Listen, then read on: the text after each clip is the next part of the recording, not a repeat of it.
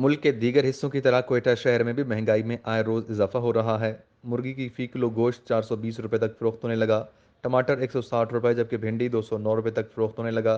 घी फ़ी kilo 500 रुपये से भी तजावुज़ कर गया। मुस्लिम ममालिक मुल्क है, जब रमज़ान शरीफ आता है तो ये लोग अपनी तरफ से महंगाई कर देता है। इससे बेहतर है यहूदी मुल्क अच्छा है। समझो अमेरिका, ऑस्ट्रेलिया आप चले जाओ, उधर ही 50% डिस्काउंट दे देते हैं। अभी हर दिन 100 रुपया 50 रुपया महंगा कर देता है, कोई पूछने वाला नहीं है। इधर करप्ट माफिया बना हुआ है, हर कोई अपना रेट लगा रहा है। इससे बेहतर है कि रमज़ान शरीफ नहीं आवे।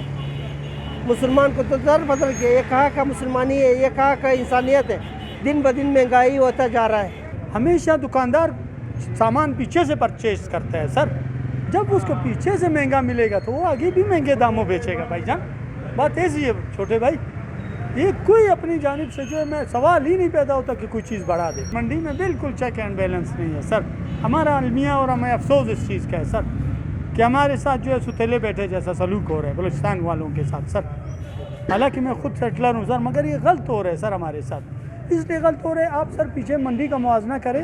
हमारे बराबर में जो है पंजाब, लाहौर, सरहद, लाहौर में 1800 रुपये किलो बिक रहा है सर। सरहद में 1800 रुपये किलो बिक रहा है। कराची में 1700 रुपये बिक रहा है सर। और वो जितने व्यापारी हैं आपके बलूचिस्तान की मंडी में बैठे हुए हैं सर। भाई महंगाई का जो है बहुत बुरा हाल है। सारा फ्रूट भी इधर जो बहुत महंगा है, हर चीज़ महंगाई का सख्त हालात है, बहुत महंगाई है। दूसरी वो तो तरक्की अब तब मालिक है उस और पाकिस्तान में तो बहुत फ़र्क है। उधर रिलीफ होता है, इधर किधर है। हुकूमत बलूचिस्तान की जानिब से अशिया खुर्दनोश की कीमतों में इजाफे का नोटिस भी लिया गया।